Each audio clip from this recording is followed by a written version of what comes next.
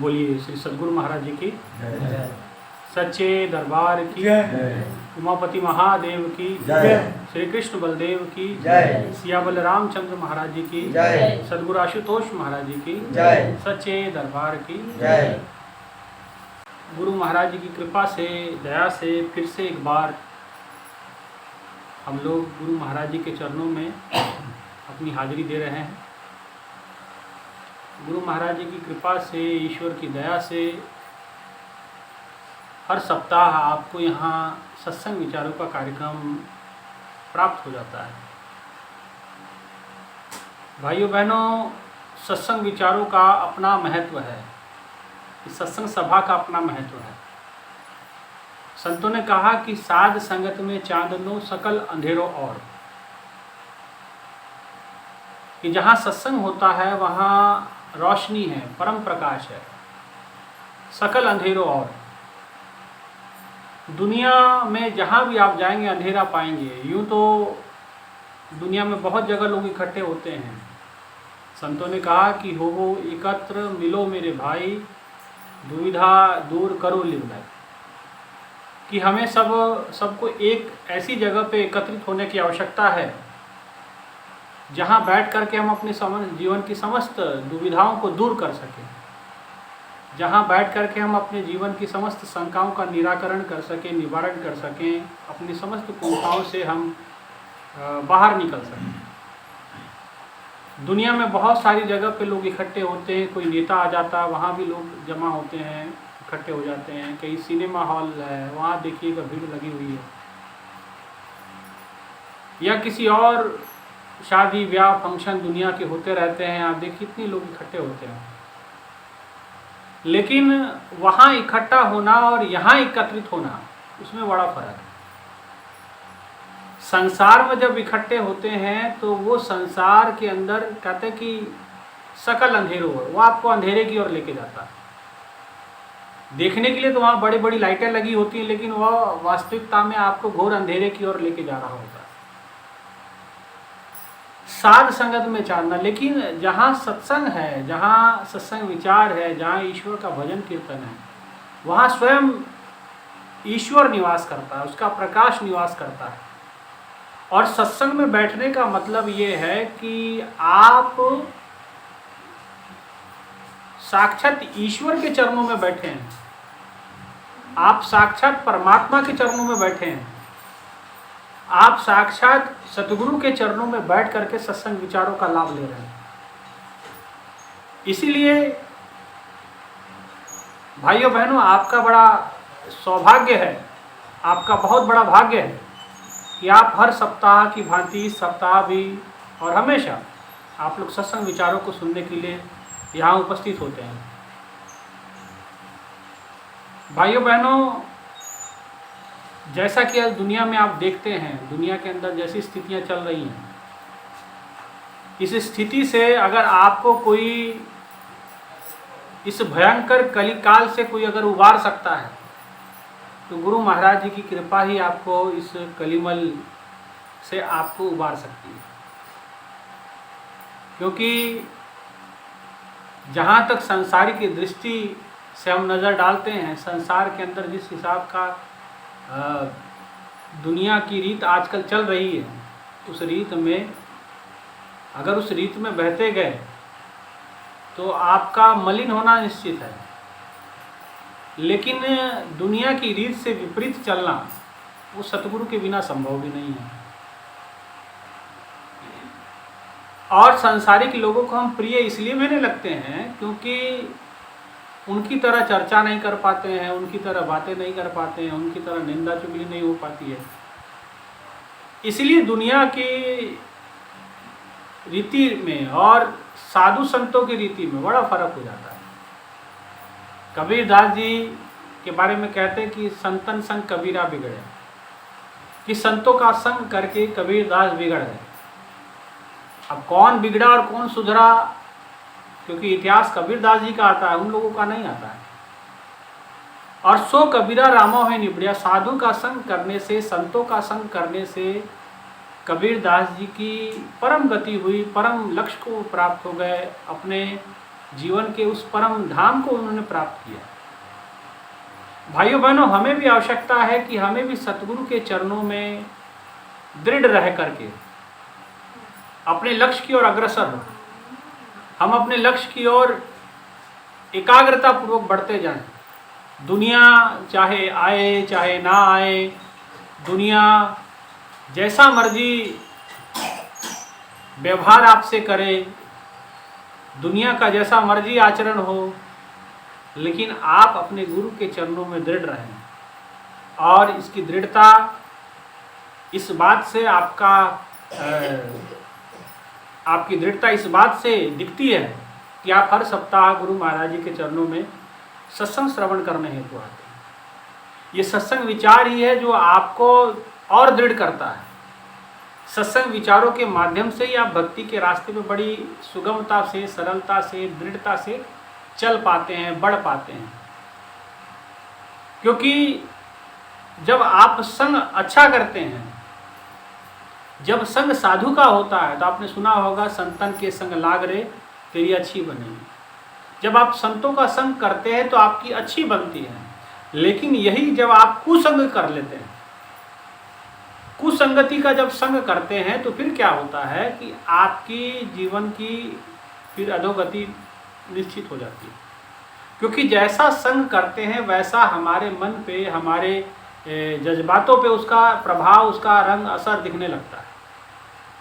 इसलिए संतों ने कहा कि देखिए, पानी की जो वर्षा की बूंदें हैं, जब धरती का संग कर लेती हैं, मिट्टी का संग कर लेती, कीचड़ बन जाती है।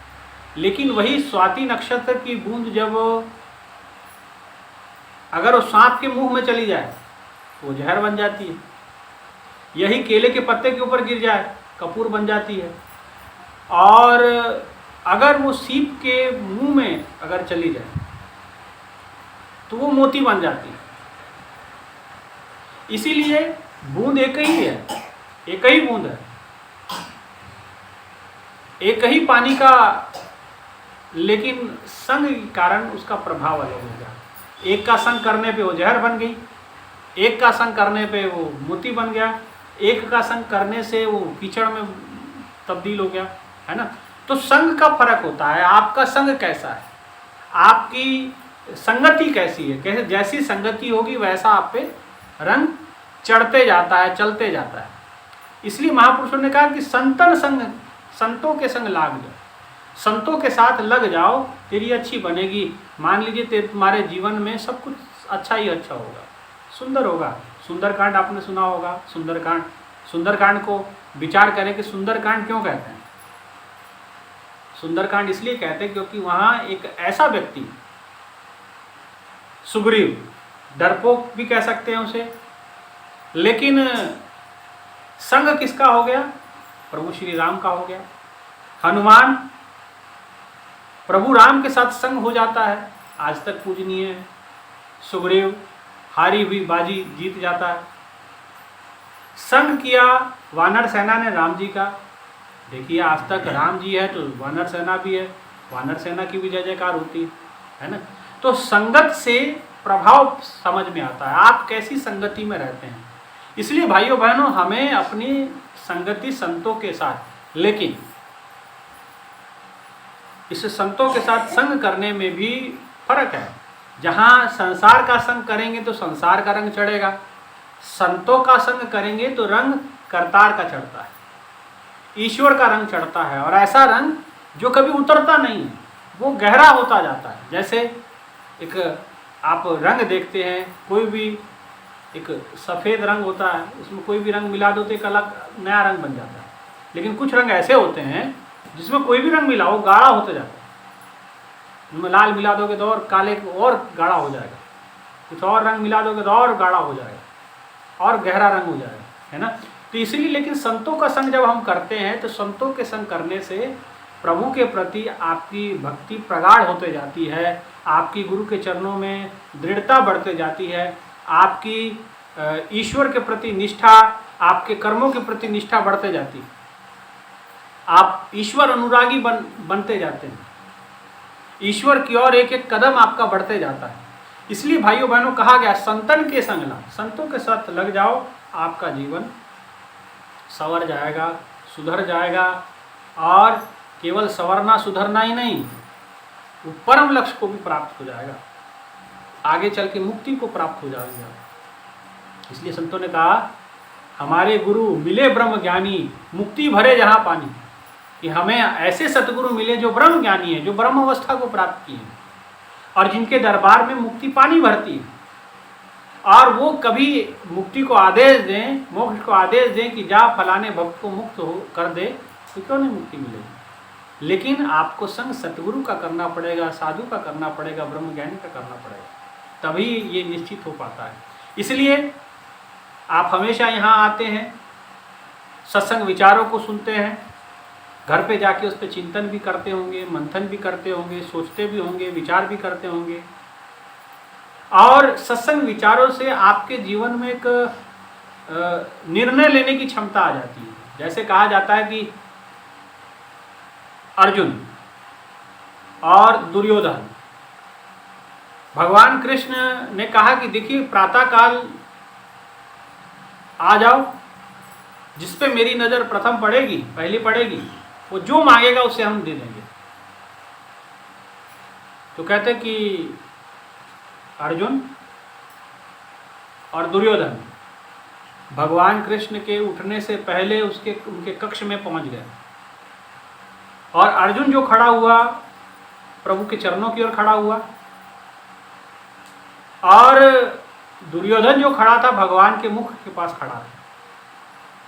अब जैसे भगवान ने आंखें खोली तो नजर जो पैरों की तरफ पहले खड़े थे अर्जुन, उस पर पड़ गई। तो भगवान ने कहा कि मांगो जो मांगना है। तो दुर्योधन कहने लगा कि मैं पहले आया था। तो भगवान ने कहा कि बात पहले आने की नहीं थी, बात यह थी कि पहली नजर मेरी किस पे पड़ी। तो पहली नजर मेरी अर्जुन पे पड़ी है, तो मांगने का अधिकार भी अर्जुन का है। और मैं आपको ये बात भी बता देता हूं कि मांगना क्या है। उन्हें कहा कि देखो अगर मांगना है तो मेरी भी कुछ नियम है, मैं भगवान ने भी कुछ शर्त रख दी, और वो शर्त ये थी कि एक तरफ सारी सेना रहेगी, चतुरांगिनी सेना रहेगी, और दूसरे तरफ भगवान कृष्ण निहत्ते रहेंगे, जो युद्ध के अंदर हथियार नहीं उठाएंगे, अस्त्र शस्त्र नहीं धारण करेंगे। अब देख लीजिए कि मैं एक तरफ निहत्ता कृष्ण है और एक तरफ सारी चतुरांगिनी सेना है, नारायणी सेना है, आपको क्या चाहिए देख लो। तो कहते सबसे पहले मौका दिया गया अर्जुन को। अर्जुन ने कहा कि मुझे कुछ नहीं चाहिए प्रभु, आप चाहिए, आप मेरे तरफ हो जाओ। भगवान ने फिर कहा कि विचार कर लो। भगवान परखते भी है ना। भगवान क्या परखते हैं? भगवान परखते हैं कि आपकी निष्ठा कहीं बदल तो नहीं जाती है। देखिए जैसे भगवान कृष्ण पूछ रहे हैं, दोबारा उनके सामने रख रहे कि एक बार फिर सोच लो। एक बार इसीलिए सोचने के लिए कह रहे हैं क्योंकि क्या पता निर्णय जल्दबाजी में ले लिया हो, भावना में आके ले लिया हो, तो आपको थोड़ा फिर बाद में पछतावा हो कि हमने निर्णय गलत ले लिया। भगवान आपकी निष्ठा भी परखते हैं। आज भगवान ने परखा अर्जुन को कि अर्जुन फिर एक बार सोच लो, क्या चाहिए आपको, मैं या सारी सेना? अर्जुन ने कहने लगा सोचने वाली तो प्रभु कोई बात ही नहीं है, कुछ सोचने की आवश्यकता है ही नहीं। मेरा पहले समय से, पहले दिन से ही मेरा ये इरादा स्पष्ट था कि मुझे आप ही को मांगना है, आप ही का चयन करना है, आप ही होने चाहिए। भगवान ने कहा कि ठीक है, तो फिर मैं आपके तरफ हुआ। तो दुर्योधन, अब सारी सेना आपकी हुई। दुर्योधन कहने लगा ऊपरी भाव से, ऊपरी मन से, अब चाहिए तो उसको सेना, क्योंकि आगे युद्ध है, लड़ने के लिए सेना ही चाहिए थे, नियता कृष्ण लेके क्या करेंगे, है ना। तो मन ही मन में खुश होने लगा और कहने लगा ऊपर से कि देखो यूं तो मैं पहले आया था, मेरा मांगने का अधिकार पहले था, लेकिन जब अर्जुन ने मांग लिया और भगवान ने उसे दे दिया तो दुर्योधन कहने लगा कि देखो, पहली बार मेरे छोटे भाई ने कुछ मांगा है, तो मेरा धर्म बनता है कि उसको मैं दूं, मेरा धर्म बनता है कि मैं उसको दूं। तो ठीक है, अगर उसने यूं, तो मैंने भी आप ही को मांगना था, झूठ बोल रहा है, लेकिन अब आपको इसने मांग लिया है तो आप अपनी सेना मुझे दे दो, और जो मेरे भाई ने कहा है, जो मेरे भाई ने मांगा है उसको दे दो। कहते ठीक है अर्जुन, तुझे कृष्ण मिला और मुझे इनकी सेना, सारी नारायणी सेना किसको मिल गई? दुर्योधन को मिल गई। अब इस बात को सोचते हुए, विचार करते हुए दुर्योधन नाचता हुआ, गाता हुआ, मन के अंदर खुशी से झूमते हुए भागता हुआ जा रहा महलों की तरफ। रास्ते में शकुनी मामा मिल गए। मामा ने पूछा कि भांजे क्या बात हो गई, इतना बड़े खुश नजर आ रहे हो, क्यों खुश हो इतने? कह रहे कि मामा हमने युद्ध जीत लिया। शकुनी ने कहा कि युद्ध जीत लिया? अरे युद्ध शुरू नहीं हुआ, जीता कैसे? बोले महाराज मामा हमने युद्ध जीत लिया। बोले कैसे? बोले कि कृष्ण की सारी सेना, वासुदेव की सारी सेना हमारे तरफ से लड़ेगी। तो शकुनी ने खुश होते हुए कहा अच्छा, कृष्ण हमारे तरफ से लड़ रहा है, कृष्ण हमारे पक्ष में है। दुर्योधन कहने लगा नहीं, कृष्ण हमारे पक्ष में नहीं है, लेकिन उसकी सारी सेना हमारे पक्ष में है। शकुनी ने थोड़ा सा सोचने लगे कि बात समझ में नहीं आई कि सारी सेना हमारे पक्ष से लड़ेगी और कृष्ण ने। तो कहने लगे हाँ मामा, मैंने जो है, हमारे सामने दो चयन थे, या तो सारी सेना ले लो, या तो निहत्थे कृष्ण को ले लो, जिसने कभी भी युद्ध के अंदर हथियार नहीं उठाने, अस्त्र शस्त्र नहीं उठाने, उन्होंने प्रतिज्ञा ले रखी है। तो मैंने उनकी सारी सेना को मांग लिया और अर्जुन ने निहत्थे कृष्ण को मांग लिया, और अब उनकी सारी सेना, चतुरांगिनी सेना हमारे तरफ से लड़ेगी, हमारे पक्ष से लड़ेगी। इसलिए हमारी तो पहले विजय है, क्योंकि अकेले निहत्थे कृष्ण को लेके हम क्या करते? जो युद्ध में हथियार नहीं उठाता वो हमारी तरफ से हमारे किस काम का? तो शकुनी का माथा ठनका, कहने लगे कि घाटा करके आ गया, बहुत बड़ा घाटा कर दी हो आप, युद्ध जीत के नहीं आए हो, युद्ध हार के आए हो। दुर्योधन कहने लगा मामा तू सठिया गया है, तुझे समझ नहीं आ रहा, युद्ध हम जीतेंगे। कहने लगी मैं नहीं सठिया आया हूँ, मैंने कभी अपने बुजुर्गों से सुना है, मामा शकुनी ने कहा, मैंने सुना है कि मूर्खों के सर पे सींग नहीं होते, लेकिन आज तेरे सर पे सींग नहीं है और तू दुनिया का सबसे बड़ा मूर्ख है, ये बात तय है, क्योंकि तू इतना बड़ा घाटे का सौदा करके आया है। दुर्योधन कहने लगा घाटे का सौदा? अरे घाटा थोड़ी है, पूरी सेना उसकी हमारी तरफ से लड़ेगी। अरे बोले सेना को क्या करोगे, ये कृष्ण तो उनके पक्ष से लड़ रहा है, कृष्ण तो निहत्था उनके पक्ष में खड़ा है। शकुनी ने कहा कि ये निहत्था मत समझो इसे, ये जब पैदा हुआ था तो मैंने ऐसी कथाएं सुनी हैं। शकुनी कहते हैं कि मैंने ऐसी प्रभु की कथाएं, ऐसी कृष्ण की कथाएं सुनी हैं कि जब जन्म लिए थे तो ये कहते कि उस कारागृह के सारे दरवाजे इन्होंने तोड़ दिए थे, जन्म लेते बराबर। कौन अस्त्र शस्त्र था इसके पास? और ये 6 दिन के थे तो पूतना जैसी विशाल काय राक्षसी को इसने मार गिराया था। कई असुर, अकासुर, बकासुर, पता नहीं कितने असुर महाराज कंस ने इसे मारने के लिए भेजे, लेकिन एक एक करके इसने सबको खत्म कर दिया। बाल अवस्था में कौन अस्त्र शस्त्र था इसके पास? और 11 साल की उम्र में एक बालक ने अपने मामा कंस को उसके सिंहासन से खींच के पटक के खत्म कर दिया। कौन अस्त्र शस्त्र की बात करते हो? 7 साल का था तो छोटी उंगली के ऊपर 7 दिन तक गोवर्धन पर्वत को उठा के रखा था इसने, छोटी उम्र में, बाल अवस्था में। आप इसको अस्त्र शस्त्र की आवश्यकता है मारने के लिए? कहने लगे मामा आपकी बुद्धि भ्रष्ट हो गई है, आप सठिया गए हो। कहते सठिया मैं नहीं गया हूँ, बुद्धि भ्रष्ट तेरी हुई है। ये सौदा बड़े घाटे का करके आया है, ये सौदा बड़ा घाटे का करके आया है। देखिएगा ये कृष्ण जिधर पड़ेगा, जिधर जिस पक्ष में रहेगा ये भारी पड़ेगा, इतने आसानी से तुम्हें जीतने नहीं देगा। ये जिधर होगा विजय उधर ही होगी, ये बात तय है। कह रहे कि मामा तेरी बात मुझे समझ नहीं। बोले अभी नहीं समझ में आएगी, जब होगा तब समझ में आएगी, है ना। तो अब ये अगर इस पे विचार करें, आखिर अर्जुन ने कृष्ण और दुर्योधन ने सारी सेना ली, विजय किसकी हुई? अर्जुन की हुई। पांडवों की विजय हुई और दुर्योधन का विनाश हुआ।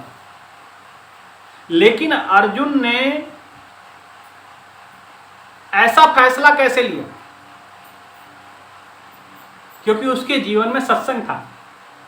माता कुंती ने उसे ऐसी शिक्षा दे रखी थी, साधु संतों का संग था, जिस संग के कारण उसके जीवन में ऐसा प्रभाव था, उसे पता है कि क्या मांगना है। हमारी तरह नहीं था कि गए भगवान के पास और मांग के लाए संसार, गए मंदिर में माँ से मिलने और मांग के लाए अपनी मनोकामना पूरी करके लाए। और मनोकामना में भी माँ नहीं है, मनोकामना में भी भगवान नहीं है, मनोकामना में भी संसार बसा हुआ है, मनोकामना में भी संसार छिपा हुआ है। हमारी तो मनोकामना में भी ईश्वर नहीं होता है ना। तो हमारी तो मनोकामना में भी परमात्मा नहीं है, हमारी तो इच्छाओं में भी ईश्वर नहीं है। कमाल की बात है ना। अर्जुन ने कृष्ण मांग लिया। और अब ऐसे बुद्धि के दृष्टि से देखोगे तो बुद्धिजीवी अगर आप हैं तो बुद्धि के आधार पे आदमी ये सोचता है कि आगे युद्ध है, युद्ध के अनुसार लड़ाई के लिए सेना चाहिए, तो अकेला कृष्ण क्या करेगा। लेकिन सत्संग का प्रभाव है अर्जुन पे, संतों का जो प्रभाव है, संतन के संग लाग रे तेरी अच्छी बनेगी, जो संतों की सेवा उन्होंने की, जिसके वजह से उसके अंदर एक विवेक जागृत हुआ है। विवेक क्या होता है? अब विवेक समझो, विवेक किसे कहते हैं? विवेक मतलब विवेक नाम का लड़का नहीं। विवेक मतलब ऐसी बुद्धि जो सार और असार दोनों का भेद कर सके, उसे कहते हैं विवेक। अब और आपको सरल करके दूं तो सार और असार, अच्छा आप आरती करते हैं तो एक बात कहते हैं, कर्पूर गौरम करुणावतारम संसार सारम, तो वहाँ सार की बात हो रही है कि संसार का सार क्या है। और मैं जो कह रहा हूँ विवेक सार और असार, तो संसार में जो कुछ भी दिखता है ये सब असार है। चाहे मेरा शरीर है, मेरे वस्त्र हैं, ये मेरा मकान है, ये सब कुछ एक दिन नष्ट होने वाला है। ये उम्र के साथ साथ सदैव रहने वाला नहीं। क्योंकि धरती जो बनाई गई, सृष्टि जो बनाई गई, कहते हैं कि हम जहाँ रह रहे हैं इसे नाशवान संसार कहा गया। नाशवान संसार क्यों कहा गया? क्योंकि यहाँ हर एक व्यक्ति, हर एक चीज नाश होती है। हर एक चीज क्या होती है? नाश होती है। और नाश अगर नहीं होता किसी चीज का, तो किसका नाश नहीं होता? ईश्वर का नाश नहीं होता। और ईश्वर परम सत्य है, उस ईश्वर का कभी विनाश नहीं होता। वो अविनाशी कहा गया, इसीलिए उसको क्या कहा गया? अविनाशी, क्योंकि उसका विनाश होने वाला नहीं। अटल कहा गया, वो कभी टलने वाला नहीं। अचल कहा गया, वो कभी हिलने वाला नहीं। वो आदि है, वो अंत है, वही मध्य है। और हम सब संसार के नाशवान पदार्थों में हैं, हम सब नाश होने वाले हैं। तो संसार में जो कुछ दिखता है वो सब नाशवान है, माने असार है। और परमात्मा सार है। तो इस असार में और सार में जो भेद करने की क्षमता है, यानी उसके अंदर अंतर फर्क करने की जो बुद्धि है, उसे विवेक कहते हैं। बुद्धि तो सबके पास होती है, किसी के पास कम, किसी के पास ज़्यादा, कोई तीव्र बुद्धि का है, लेकिन विवेक हर एक के पास नहीं होता। बुद्धि तो दुर्योधन के पास भी थी, उसने सारी सेना मांगी, लेकिन विवेक किसके पास था? अर्जुन के पास था। तो अर्जुन ने सार मांगा। कृष्ण क्या है? सार है। सतगुरु क्या होता है? सार होता है। परमात्मा क्या है? सार है। तो आज अर्जुन ने सार मांग लिया कृष्ण से। सार क्यों मांगा? क्योंकि वो कृष्ण की महत्वता को समझते हैं, वो सतगुरु की महत्वता को जानते हैं। वो जानते हैं कि ये कृष्ण साधारण कृष्ण नहीं है, ये जगत गुरु है। क्योंकि माँ कुंती ने उसे ऐसी ऐसी बातें कृष्ण जी के बारे में बताई थी, जिससे उनके मन में दृढ़ निश्चय था कि ये कोई साधारण नहीं है, ये अवतारी पुरुष है। तो उन्होंने मांगा किसे? कृष्ण को मांग लिया, सार मांग लिया। तो जो सार और आसार में भेद कर ले, उसे कहते हैं विवेक। बुद्धि नहीं, विवेक। जो हमारे सार और असार का फर्क हमें समझाता है। तो और सत्संग से क्या आता है? विवेक जागृत होता है, हमारे अंदर निर्णय लेने की क्षमता आती है कि क्या सही है क्या गलत। मोह के अंदर नहीं फंसता इंसान। अगर आपके अंदर मोह के कारण आप गलत डिसीजन ले रहे हैं, गलत निर्णय ले रहे हैं, तो इसका मतलब विवेक जागृत नहीं हुआ। इसलिए महापुरुषों ने कहा बिन सत्संग विवेक ना हुई और राम कृपा बिन सुलभ ना सोई। बिना राम की कृपा के विवेक नहीं हो सकता, सत्संग के बिना आपका विवेक जागृत नहीं हो सकता, है ना। तो इसीलिए आप दूसरे तरफ देखिए, गंधारी को देख लीजिए और उसको देख लीजिए, दुर्योधन इतनी गलत हरकतें की उसने बचपन से, इतनी गलत हरकतें की, बच्चों को पकड़ करके पैरों में रस्सी बांध के कुएं में फेंक देता था। कभी उसने पांडवों को जहर पिलाया, कभी खीर में जहर मिला के दिया उसने, कभी उनको लाक्षागृह में जलाने की कोशिश की, कभी उनके महलों को आग लगा दी, कभी उनकी गायें चोरी करके ले गया। तरह तरह से उसने नीचा हमेशा दिखाने की कोशिश की। लेकिन फिर भी सब कुछ जानते हुए भी धृतराष्ट्र कि मेरा लड़का गलत है, मेरी संतान गलत है, फिर भी उसने सपोर्ट किसका किया? दुर्योधन का किया। देखा कि भाई इसने भरी सभा में मेरी बहू की साड़ी खींच दी, फिर भी उसने सपोर्ट किसका किया? सपोर्ट किसका किया? दुर्योधन का किया। क्यों? क्योंकि मोह के कारण विवेक नष्ट हो जाता है, मोह के कारण हमारी निर्णय लेने की क्षमता खत्म हो जाती है। आप देखते होंगे कि कोई व्यक्ति मोह से ग्रसित हो तो वो निर्णय नहीं ले पाता, भावना में कभी निर्णय, मोह के भाव में आकर के कभी निर्णय सही नहीं होता।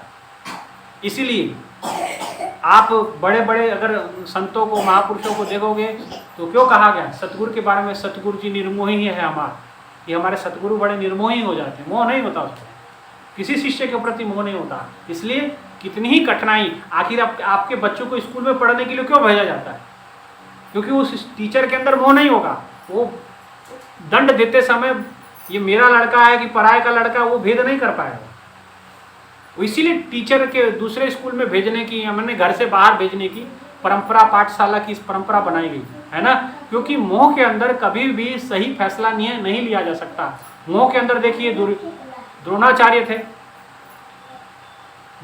थे। अब मोह के अंदर द्रोणाचार्य ने क्या किया? अपने बेटे अश्वत्थामा को ब्रह्मास्त्र का शिक्षा दी। अब शिक्षा ब्रह्मास्त्र खींचने की तो दे दी, वापस लाने की दी नहीं। अब उस ब्रह्मास्त्र को किस पे चलाया उसने? एक महिला पे चला दिया। ऐसी महिला जिसके पेट में बच्चा है, उत्तरा के गर्भ में उन्होंने ये क्या है? ये विवेकहीनता है। तो मोह के द्वारा लिए गए निर्णय हमेशा गड़बड़ा जाते हैं, हमेशा गलत हो जाते हैं और उसका भारी खामियाजा आपको भुगतना पड़ता है। इसलिए महापुरुषों ने कहा कि, इसीलिए आपने बड़े बुजुर्गों से भी कहा, सुना होगा कि बच्चों के साथ मोह भी उतना ही करना चाहिए। कहा जाता है ना, आप पशुओं को देखते हैं, पशु बच्चों को जन्म तो देते हैं, अपनी संतान तो आगे बढ़ाते हैं, लेकिन पशुओं से एक खास समय तक ही मोह होता है। गाय है, जब तक बछड़े को दूध पिलाती तब तक ही उसको मोह होता है। उसके बाद तू कौन और मैं कौन। कभी उसके खाने के बर्तन में अगर उसके बछड़े ने मुंह डाल दिया तो उसको भी लात मार करके, सींग मार के भगा देती है। क्यों? क्योंकि मोह अब खत्म हो गया। तो जब तक उसने दूध पिलाया तब तक उसको मोह था अपने बछड़े से, लेकिन बाद में नहीं रहा। लेकिन इंसान की प्रवृत्ति कुछ और, ये मरते दम तक इसका मोह खत्म नहीं होता।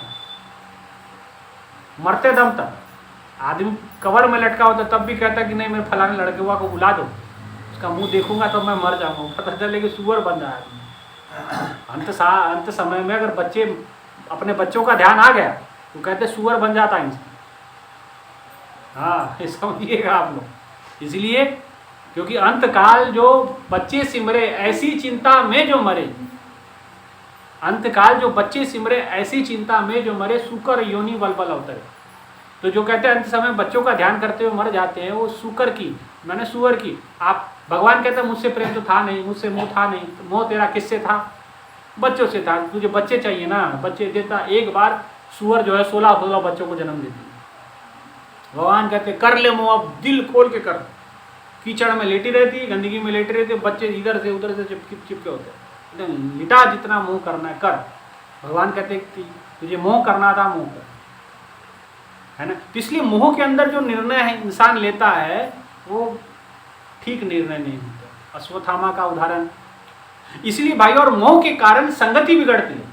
आप संग अगर आप ऐसे संतों का कर लेंगे जो खुद निर्मोही हैं, आपको सलाह देंगे, सही विवेक युक्त आपसे वचन कहेंगे संत, और विवेक युक्त वचन को पालन करके आप अपना भी जीवन सुधारेंगे और अपने आने वाली संतान, आने वाली पीढ़ी का भी आप जीवन परलोक सुधार सकते हैं अगर आपने उनके वचनों को पालन किया।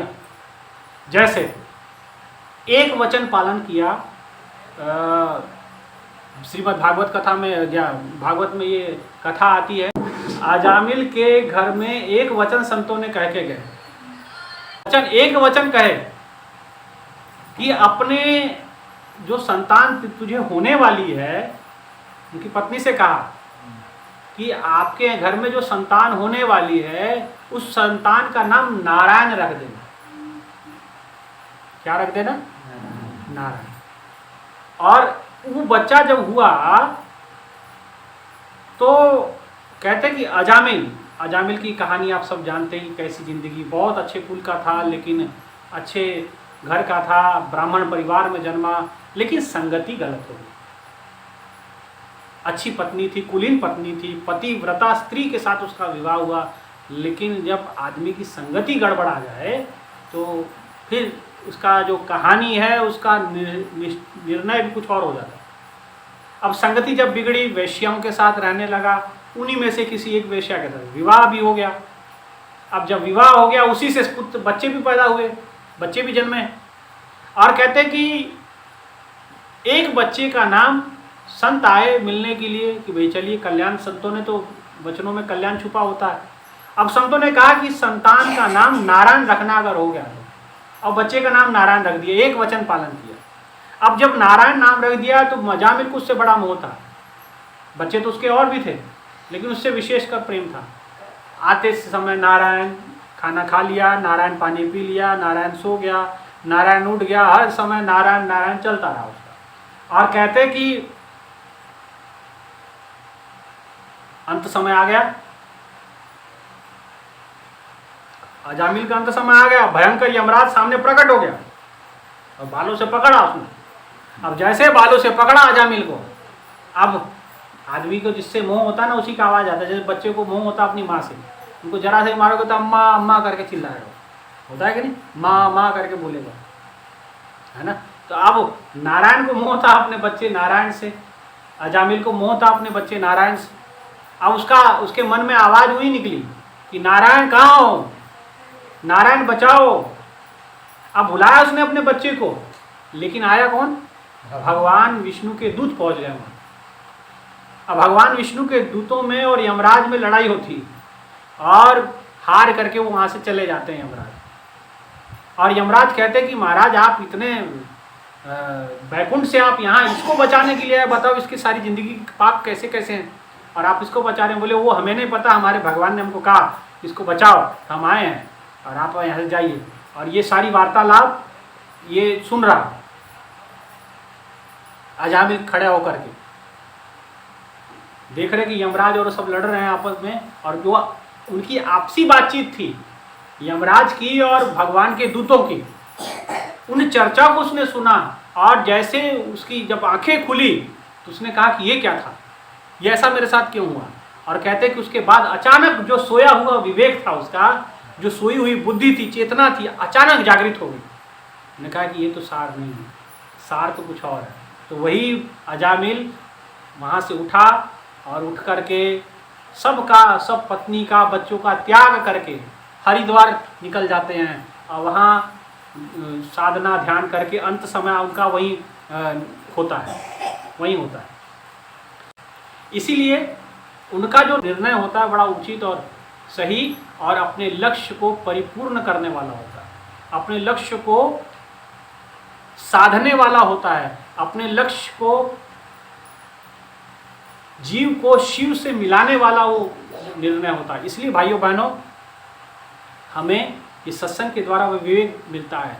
लेकिन अगर संगति हमारी बिगड़ गई, कुसंगति में पड़ गए, तो अजामिल की तो चलो संतों के कारण, संगति के कारण उसका जीवन तो बेकार गया, लेकिन एक वचन पालन करने से संतों के उसका जीवन सुधर भी गया, है ना। तो इसलिए भाइयों बहनों, अगर संगति हमारी बिगड़ती है तो हमारे परिणाम भी, हमारे जीवन के परिणाम भी बिगड़ते हैं। बड़ा अच्छा रामायण में आता है, वो कहते हैं कि जहाँ सुमति तहाँ संपत्ति नाना, जहाँ कुमति तहाँ विपत निराना। क्या मतलब रहा इसका? कि जहाँ सुमति है वहाँ संपत्ति होगी, और जहाँ कुमति है वहाँ विपत्ति होगी। विपत्ति यानी कुछ ना कुछ हो जाएगा, और जहाँ सुमति है वहाँ संपत्ति। अब आप कहोगे कि कबीरदास जी में सुमति नहीं थी, उनके पास तो पैसा ही नहीं था। संपत्ति कहा ना, सुमति जहाँ सुमति तहाँ संपत्ति नाना, कि जहाँ सुमति होती है वहाँ संपत्ति होती है, जहाँ सुमति होती है वहाँ संपत्ति होती है। तो जहाँ सुमति तहाँ संपत्ति नाना। अब संतों में तो सुमति थी, लेकिन उनके पास संपत्ति तो नहीं थी, तो कहीं ये बात गलत तो नहीं होगी? रामायण में लिखिए तो कई लोग कहते हैं कि अगर सुमति है तो संपत्ति आनी चाहिए। संपत्ति केवल धन को नहीं कहते, संपत्ति जो होती है वो कई प्रकार की होती है। आपका जैसे घर है, ये भी संपत्ति है। आपका अच्छी बोली, ये भी आपकी संपत्ति है। आपका अच्छा आचरण, ये भी आपकी संपत्ति होता है। आपका अच्छा व्यवहार, आपकी मधुर वाणी, ये भी आपकी संपत्ति है। संपत्ति का मतलब धन से नहीं होता है। आप देखोगे कि जितने संत थे वो निर्धनी रहे, उनका जीवन भिक्षा मांग के जीवन व्यतीत किया उन लोगों ने, तो उनके पास सुमति नहीं थी क्या? ऐसा नहीं है। सुमति का मतलब जहाँ सुंदरता से है, उसको सुंदरता पवित्रता से, उसको सुंदरता और पवित्रता का जहाँ संगम होता है, उसे संपत्ति आप कह सकते हैं, है ना। और सुमति, और जहाँ कुमति तहाँ विपत निदाना, वहाँ हमेशा कोई ना कोई विपदा रहेगा। अब संपत्ति देखा जाए, रावण के पास बहुत थी, लेकिन मति कैसी थी? मति कैसी थी? मति ठीक थी क्या? घर में पत्नी है, पतिव्रता पत्नी है, उसकी मंदोदरी की मिसाल दी जाती थी कि इनकी जैसी पतिव्रता स्त्री नहीं है। लेकिन ऐसी पत्नी के रहते हुए भी उन्होंने माता सीता को अपहरण करने का दुष्कर्म किया। और भी अगर पुराणों को बारीकी से पढ़ोगे तो यहाँ तक कहा जाता है कि मंदोदरी के साथ भी विवाह जो उसका हुआ, तो उसके बाद को जो उसका मंदोदरी का पिता था, माने रावण का ससुर जो था, तो अब रावण ने अपने ससुर के गले में तलवार रख करके कि मेरे से विवाह करने तो इसका गला काटूंगा। तो मंदोदरी के साथ भी कुछ इसी प्रकार विवाह किया, लेकिन मंदोदरी ने उसे स्वीकार किया, सहजता से उसको निभाया, अच्छे पुत्र जन्मे उनसे, इतना बड़ा कुनबा भी था। लेकिन मति कैसी थी? कुमति थी। मति में सुंदरता थी क्या? इतने भगवान शिव के भक्त भी थे वो, लेकिन भक्त भी कैसे थे कि भक्त, उनको भगवान शिव से प्रेम था ऐसा नहीं है। भगवान शिव से उनको वरदान चाहिए थे कि ये मिल जाए वो मिल जाए, उसको मिला भी। लोग आप तो, मैं कहता हूँ, बेलपत्र चढ़ाते हैं, कुछ नारियल चढ़ा देते हैं, वो सरे काट के चढ़ा देता था भगवान। जिदी था, हटी था, तो सर भी काट के चढ़ा देता था। लेकिन उसके पक्ष में मांगा क्या उसने? संसार की थोड़ी बहुत दौलतें, कुछ वरदान। वही वरदान उसके लिए अभिशाप बन गए, श्राप बन गए। वरदान जिससे समाज का हित किया जा सकता था, समाज का भला किया जा सकता था, उसने समाज का भला नहीं कर पाया, समाज का हित कर बैठा। समाज की जितनी उसके पास शक्तियां थी, रावण के पास, क्या नहीं कर सकता था वो, क्या नहीं कर सकता था। लेकिन अपनी कुमति के चलते उसने सारे वरदान भी श्राप बन गए उसके लिए। सारे वरदान भी उसके लिए क्या बन गए? श्राप बन गए, मति कुमति के कारण। इसलिए भाइयों बहनों, हमें ऐसी संगति करनी है जिससे हमें सुमति उपजे। हमें ऐसे लोगों का संग करना है जिसके द्वारा हमारे अंदर सुंदरमति हमारे अंदर उजागर हो, हमारे भीतर सुविचार उत्पन्न हो, हमारे अंदर ईश्वर के प्रति प्रेम, लोगों के प्रति द्वेष हमारा खत्म होना चाहिए, हमारे मन में ईर्ष्या नफरत खत्म हो जानी चाहिए, हमारे भीतर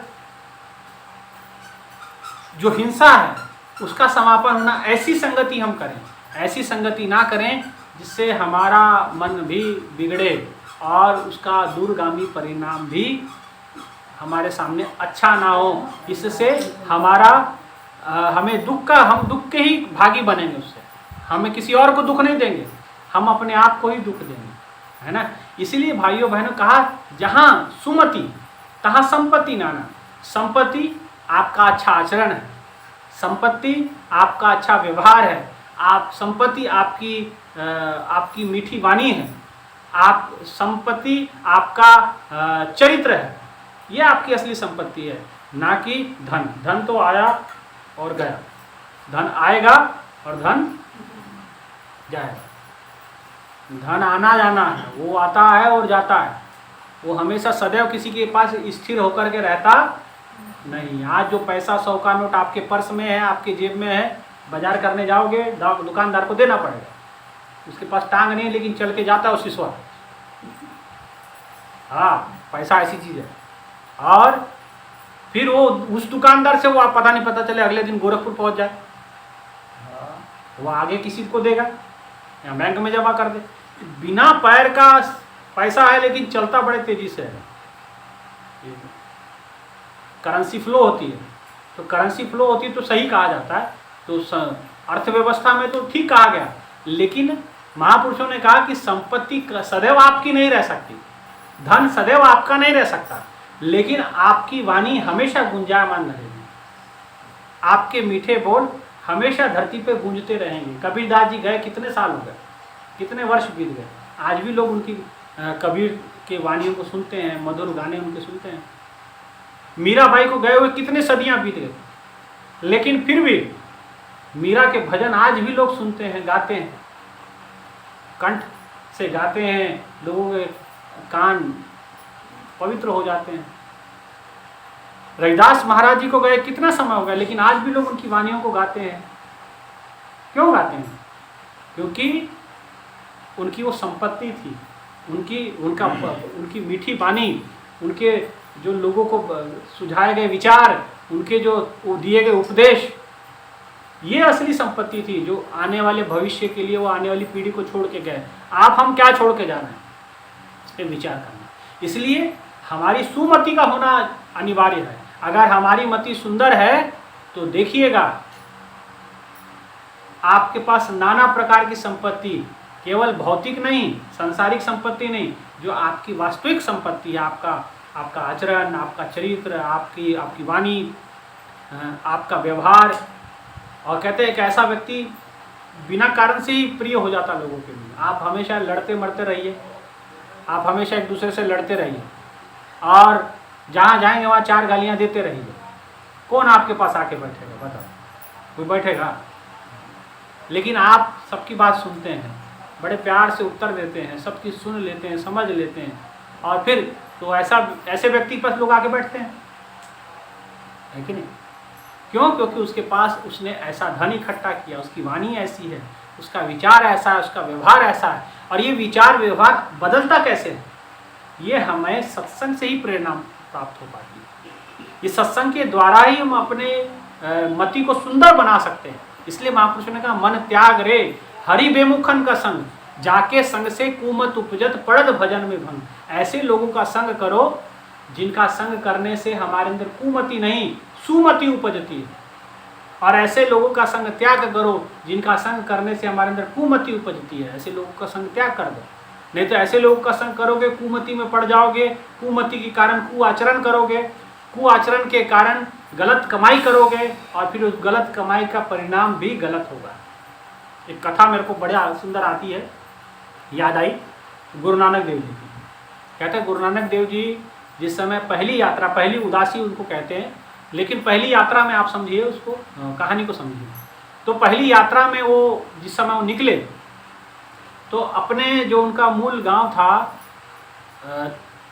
उस गांव से वो सैदपुर एक जगह थी, वहाँ गया। तो वहाँ एक बढ़ई था, बढ़ई, और वो उसके घर में रुके, उसके घर में रुके वो। अब बढ़ई के घर में जब रुके, बढ़ई के घर में जब वो रुके तो अब मध्यम वर्गीय था वो, बहुत धनाढ़ व्यक्ति नहीं था, मध्यम वर्ग का था, रोज का कमाना रोज का खाना। तो गुरु नानक देव जी उसके घर में खुशी खुशी रुक गए। वो बेचारा दिन भर मेहनत करता, शाम को जो भी बनता उसके घर में गुरु नानक देव जी आराम से खाते और निश्चित होकर रहते। और कहते कि जैसे जैसे जैसे जैसे समय बीता, उसके घर में खुश होकर के गुरुदेव कुछ दिन ठहरे गुरु नानक देव जी। कहते कि उसी क्षेत्र में उसका नाम था भाई लालो, लालो। अब वो बड़ा ही था, बिरादरी से बड़ा ही था, वो कमाता था, रोज खाता था, बनाता था, वही खिलाते थे उसके घर के लोग। और भगवान वहाँ सुन करके बढ़िया से वो रहते। वहीं उस क्षेत्र में एक साहूकार था, मलिक भागो, उसने बहुत बड़ा यज्ञ करवाया। अब यज्ञ क्या हुआ, यज्ञ तो करवाया उसने, सारी दुनिया से चंदा इकट्ठा करवा के, और नाम हो गया कि मलिक भागो ने यज्ञ करवाया। होता ना ऐसे, कोई यज्ञ कोई सब लोग मिल के करवाते हैं, तो नाम कोई एक का ही आदमी आगे कर देता है ना। अब उसमें तरह तरह के मतलब उन्होंने पकवान बनाया, यज्ञ करवाया, तो बड़े साधु संतों को बुलाया, सब लोग गए, लोग उनके घर में भोजन कर रहे हैं, तब बड़ी जय जयकार हो रही है।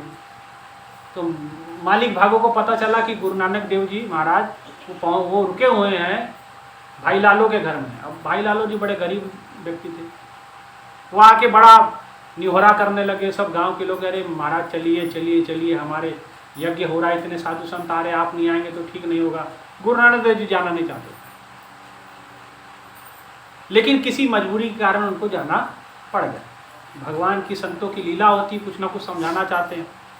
अब गुरु नानक देव जी चले गए तो मालिक भागो ने कहा कि भोजन प्रसाद ग्रहण कर लीजिए। बोले नहीं मैं भोजन नहीं करूंगा, आपने कहा था आने के लिए, मैं आ गया, लेकिन मैं भोजन नहीं ग्रहण कर सकता। बोले नहीं आपको भोजन तो ग्रहण करना पड़ेगा, बड़े बड़े साधु आए हैं, उन्होंने भोजन ग्रहण किया, आप बिना करे जाएंगे तो ठीक नहीं होगा, ये सही नहीं होगा।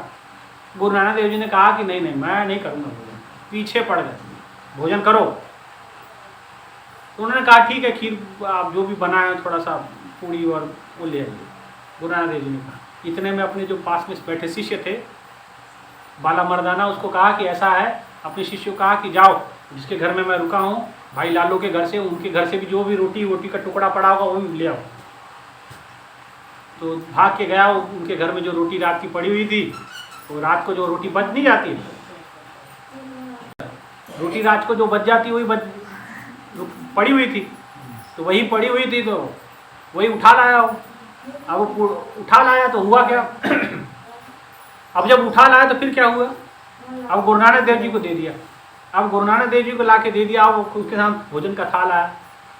अब गुरु नानक देव जी भोजन ग्रहण नहीं कर रहे, और मलिक भागो कहने लगा, साहूकार कहने लगा महाराज भोजन ग्रहण करिए। कह रहे नहीं ऐसे नहीं करना। अरे बोलिए कि आप वहाँ रूखी सूखी रोटी खा रहे थे, रूखी सूखी रोटी खा रहे थे, जिसमें कोई सार नहीं, कोई तत्व नहीं, कोई कुछ नहीं, ना घी लगा ना कुछ लगा, फिर भी आप उसको खा रहे थे। ये तो घी में बनी हुई रोटी है, घी में बनी हुई पूड़ी है। गुरु नानक देव जी कह रहे थे घी में नहीं बनी हुई है, खून में बनी हुई है, इसलिए नहीं खा रहा। बोले क्या मतलब, इसमें कहाँ खून है? गुरु नानक देव जी कह देखना चाहोगे? तो कहते कि एक तरफ वो ले ली मलिक भागो की रोटी साहूकार की, एक तरफ भाई लालो के घर से जो रोटी आई थी सूखी, वो दोनों को अपने हाथ में यूँ पकड़ लिया और दोनों को यूँ पकड़ के निचोड़ा, तो एक से दूध ही दूध निकला जो बड़ई के घर का था, है ना, भाई लालो घर का, और दूसरे के घर के जो मलिक भागो के घर का था, उसको जब निचोड़ा तो उसमें से लहू ही लहू निकल रहा। मलिक भागो देखने लगा ये क्या, इसमें से खून कैसे निकल रहा? भगवान गुरु नानक देव जी ने कहा कि यही तो तुझे समझा रहा हूँ, ये जो तू भोजन करवा रहा है ये खून पसीने का नहीं है तेरा, ये लोगों का खून चूसा हुआ है, ये तेरे खाने में दिख रहा, इसीलिए मैं खा नहीं रहा। तो कह रहा ना बार बार क्यों नहीं खा रहे? मैं इसीलिए नहीं खा रहा, मैं इसीलिए नहीं खा रहा कि भाई इसमें खून है, लोगों का आपने हक खाया है, लोगों की ईमानदारी से जो कमाई हुई है वो आपने हड़प कर ली, और इस बेचारे ने रोज कमाता है, रोज खाता है, तो इसकी सुखी है, लेकिन रूखी सूखी रोटी है, लेकिन वो उसमें दूध भरा हुआ है, वो हमें पुष्टता देगी। इसलिए महापुरुष ने कहा रूखा सूखा खाए के ठंडा पानी पियो। रूखा सूखा भले खा लो, ठंडा पानी पी लो, कोई बात नहीं, कोई समस्या नहीं उसमें। देख बेगानी चोपड़ी मत ललचाए जियो, कि भाई दूसरे की बेगानी की चोपड़ी हुई देख करके भाई घी से सनी हुई तो अपना जी अपने मुंह में पानी मत लाने आने दो, अपनी रूखी सूखी खा लो पानी के साथ, वो ठीक है, उसमें लाभ है, उसमें पुष्टता है, उसमें आपको आपकी तन को तंदुरुस्ती मिलेगी। आप देखेंगे कि जितने गरीब घर के बच्चे होते हैं बड़े तंदुरुस्त होते हैं। तो क्यों होता है? वो खून पसीने का कमा करके वो खाते बेचारे, और बड़े बड़े घर के होते हैं लड़के, वो बैल बुद्धि होते हैं उनके, तो धड़ उनसे कुछ किया नहीं जा सकता। क्यों है कि नहीं? क्यों? क्योंकि वो मेहनती होते हैं बचपन से, मेहनत, क्योंकि परिवार में आगे से गरीबी मिली है, अब उसको कमाना है बेचारे को, वो तो उसके बाप को पता है कि इसको अगर मेहनती नहीं बनाया इसका भविष्य बड़ा मुश्किल हो जाएगा, है ना। तो जो मेहनत से कमाई गई होती है वही परमात्मा के चरणों में स्वीकार भी होती है, ये भी बात ध्यान रखना। यहाँ करोड़ों अरबों लोग, अरबों रुपए करोड़पति आदमी रहते कि नहीं रहते शिशुओं में, लेकिन क्या उनका पैसा गुरु दरबार में लग सकता है? अगर ईमानदारी का होगा तो लगेगा, लेकिन ईमानदारी का नहीं होगा तो नहीं लगेगा। इसलिए जो ईमानदारी का कमाया गया धन है वो परमात्मा को भी स्वीकार होता है। कृष्ण जी की एक छोटी कथा कभी हमने बचपन में सुनी थी कि एक महिला, एक बुजुर्ग महिला खिलौने बेचती थी। अब पता नहीं वो कहानी, मुझे काफ़ी समय हो गए सुने हुए। तो अब वो महिला जो है खिलौने बेचने के लिए आई भगवान कृष्ण के गांव में। खिलौने ले लो, खिलौने खिलौने ले लो, बुजुर्ग थी। और कन्हैया जी भी उसी के पास पहुंच गए कि खिलौने दे दो माता मेरे को, माई मेरे को खिलौने दे दो। तो कन्हैया जी ने कहा कि खिलौने दे दो। तो माता कहने लगी कि खिलौने मैं तेरे को दे दूंगी, लेकिन इसके बदले तू मुझे धन ला के दे। तो कन्हैया ने कहा कि माता धन, मैं तो छोटा सा बच्चा हूँ, मैं कहाँ से धन लेकर के आऊँ। तो माता ने कहने लगा, भोला भाव था उसका, अब माता से मना भी नहीं किया गया। भगवान की छवि ऐसी थी, तो जिसको देखते थे उसको मोह लेते थे। कृष्ण को इसीलिए कृष्ण कहते हैं, कृष्ण का नाम कृष्ण इसलिए पड़ा था क्योंकि जब गुरुजी उनका नाम लिख रहे थे, रख रहे थे, उन्होंने कहा कि इसके अंदर एक शक्ति है, एक क्षमता है, जो इसको देखेगा इसके तरफ बढ़ता जाएगा, आकर्षित होता जाएगा, ये अपने चुंबक की तरह अपने तरफ खींचता जाएगा। तो जो उसको देख लेता था वो उसके तरफ होने लगते थे। अब माता ने जो है, बुजुर्ग महिला ने उसको देखा, कन्हैया ने कहा, तोतली जबान में कहा, छोटे थे, कहने कि माई मेरे को खिलौना दे दो। माता ने कहा कि इसके बदले पहले तुम्हें कुछ देना पड़ेगा। बोले क्या चाहिए? धन चाहिए। बोले धन तो मेरे पास, बच्चे के पास कहाँ से धन आए? तो माता ने कहा कि ऐसा करो, अगर धन नहीं दे सकते तो घर से कुछ अनाज होगा वही ले आओ। तो बोले ये ठीक है, ये ठीक है। तो कन्हैया जी दौड़े दौड़े गए। अब किसी को कुछ बताया नहीं, तो अपनी जो आप लोग घरों के बाहर ही बना के रखे हैं, अनाज अनाज रखते हैं, क्या कहते हैं उसको, धान वान जो रखते हैं जिसमें, तो वो, हाँ, तो उसी के अंदर वो हाथ डाले। अब भगवान है ही छोटे से, मुट्ठी कितनी बड़ी होगी, उसमें वो दोनों हाथ ऐसे जोड़ करके जितना धान था उठा लाए, वो भी बीच में से गिरता जा रहा था। जहाँ जब तक पहुँचे उसमें एक दाना बचा, एक दाना बचा। माता को कहने लगे कि देखो मैं तो लेके आया था भर करके, लेकिन ये गिरता गया, जिसमें एक ही बचा है, एक ही दाना। तो लेकिन भगवान की छवि इतनी सुंदर थी, भगवान को जो देख लेता था, जो मन से पवित्र होता था, वो उसका हो जाता था। तो उसने कहा कि माता को पता था कि भाई ये नंद बाबा का लड़का है, तो कुछ लेकर के आएगा, लेकिन देखा तो उसके पास एक धान का एक धान था।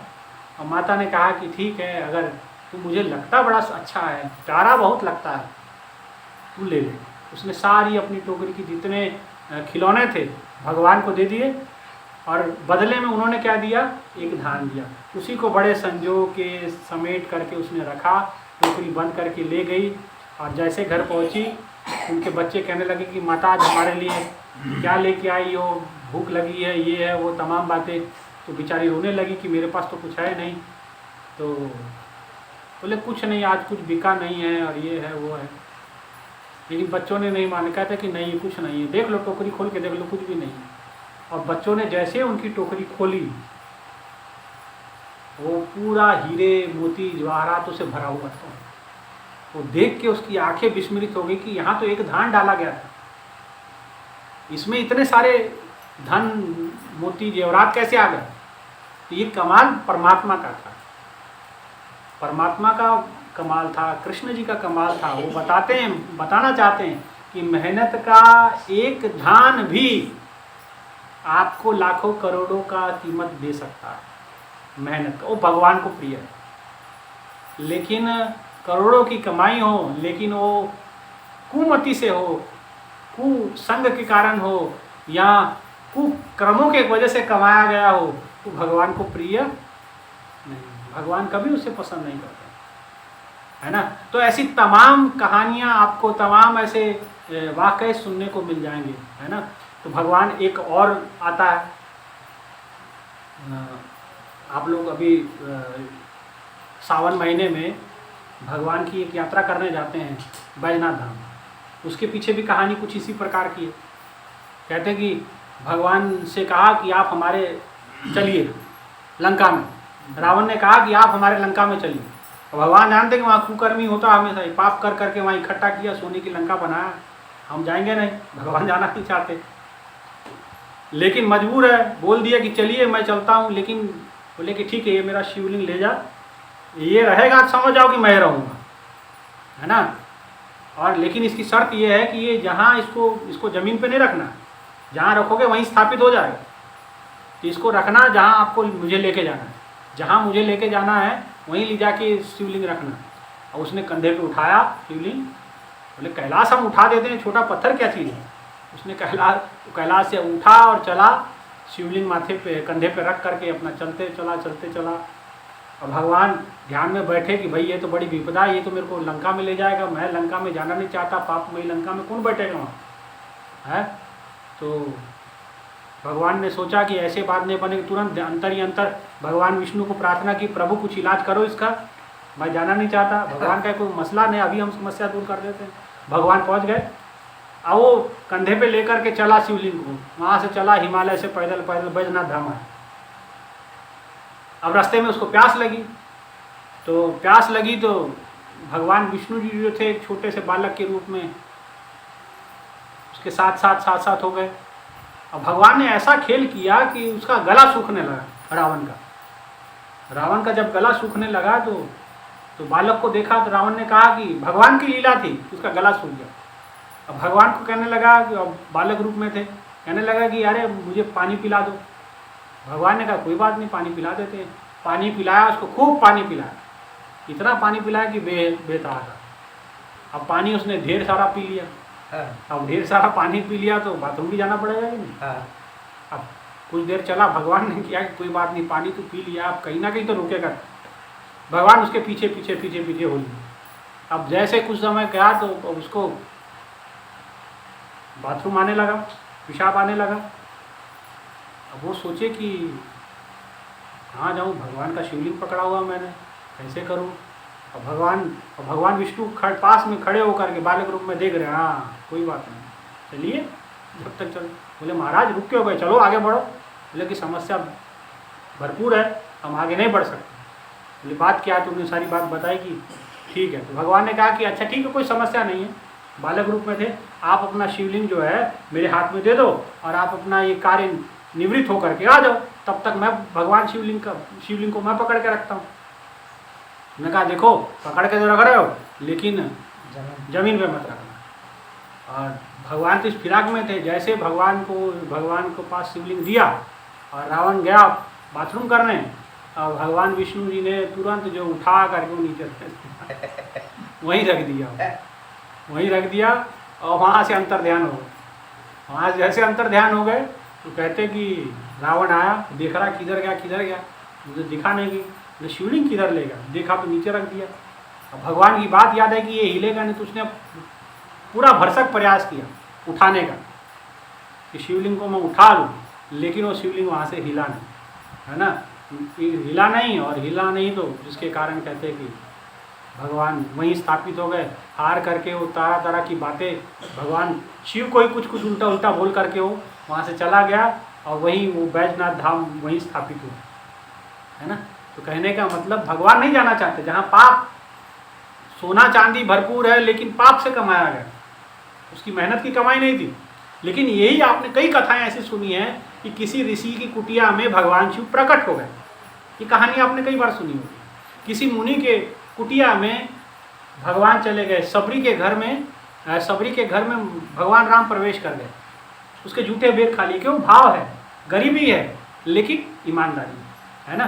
तो पाप से कमाया हुआ पैसा भगवान स्वीकार नहीं करते, कमाई स्वीकार नहीं करते। रावण की नहीं की तो आपकी हमारी क्या, जबकि भक्त भी था उनका, वो सर भी काट के दे देता, लेकिन तब भी भगवान ने उनका स्वीकार नहीं किया। इसीलिए तो जहाँ सुमति है वहाँ संपत्ति है, और संपत्ति केवल धन को नहीं कहते, संपत्ति केवल पैसे को या बिल्डिंगों को नहीं कहते। संपत्ति हमारे सुंदर विचार हैं, संपत्ति हमारा सुंदर आचरण है, संपत्ति हमारा सुंदर चरित्र है, संपत्ति हमारा लोगों के बीच में कैसा किस प्रकार से रहन सहन है, ये हमारी असली संपत्ति है, ना कि। इसलिए ये संपत्ति को अगर संभालना है, सही दिशा देनी है अपने आप को, तो संतों का संग हमें करना पड़ेगा, संतों का साथ हमें ले करके आगे बढ़ना होगा, सत्संग से विवेक को प्राप्त करना होगा, और विवेक द्वारा ही सारे निर्णय लेने पड़ेंगे। तभी आप असल में सुंदरता को प्राप्त करते हैं, असल में पवित्रता को प्राप्त करते हैं, असल में आप ईश्वर को प्रसन्न कर पाते हैं, है ना। इसीलिए संतों ने कहा कि जहाँ सुमति तहाँ संपत्ति, और जहाँ कुमति तहाँ विपत्ति। अगर कुमति रहेगी तो अच्छा भला होते हुए भी कुमति विपदा में बदल जाती है ना। आज कुविचार आपको तुरंत किसी ना किसी समस्या में डाल देगा। जैसे दुर्योधन ने डाल दिया ना, पूरे कुल को खत्म करके शांत हुआ कि नहीं हुआ। एक ही कुमति थी ना उसके अंदर। दुर्योधन के अंदर कुमति क्या थी? सब कुछ मैं हड़प हूँ, सब कुछ मैं हड़प, भाई भाई आपस में बांट लो भाई। वो तो कह भी रहते 5 गांव दे दो, लेकिन उतने में भी नहीं माना। ये कुमति थी ना उसमें, सबका हिस्सा खुद खाना चाहता था। और फिर उसके अंदर अवगुण भी कुछ इस प्रकार के थे, है ना। तो सारे भाइयों को मरवाने के पीछे भी कारण हो गया, खुद भी बाद में जंगा तोड़ करके वो मरा, है कि नहीं, है ना। इसीलिए कुमति नहीं सुमति हो। रावण के अंदर कुमति थी, अपने पूरे खानदान को मरवा दिया। एक वो जिसके अंदर मति थोड़ी ठीक थी, विभीषण जी, जिसकी मति में सुंदरता थी। राम जी थे, राम जी के चरणों को पकड़ लिया और अभयदान मिल गया, और लंका का राजा भी बन गया, है ना। लेकिन ये लंका का राजा होते हुए भी सारे पुत्र भी मारे गए, और सारी पत्नियां उसकी विधवा हो गई, बच्चे सारे निराश्रित हो गए। बड़े मुश्किल से लंका का वैभव बड़ा ज़बरदस्त था, लेकिन वो लंका भी धू धू करके जलने लगी। वहाँ चिताएं थी। जो रावण इतना बलशाली था, जिसके पास लोग आने से डरते थे, आज उसकी जो कहते जो कटे हुए सर थे, 10 सर थे ना, भगवान ने एक बाण मारा, 10 के 10 सर कट गए। तो सर जितने उसके काट काट के फेंकते थे, 10 सर फिर आ जाते थे। तो भगवान सर काटते गए, आज उनके सरों को गीद नोच नोच के खा रहा है। ऐसा भी वर्णन ग्रंथों में आता है, एक समय ऐसा भी आया। इसलिए मति सुंदर रखिए, और फिर आप इसीलिए कहा गया शुभ फिर लाभ। पहले शुभ होना चाहिए, सुंदरता होनी चाहिए, सुमति होनी चाहिए, फिर आप लाभ का यत्न कीजिए, है ना। इसलिए यही विचारों का भाव था, और ये विवेक से ही हो सकता है। सत्संग विचारों से आपके अंदर विवेक प्रकट होता है।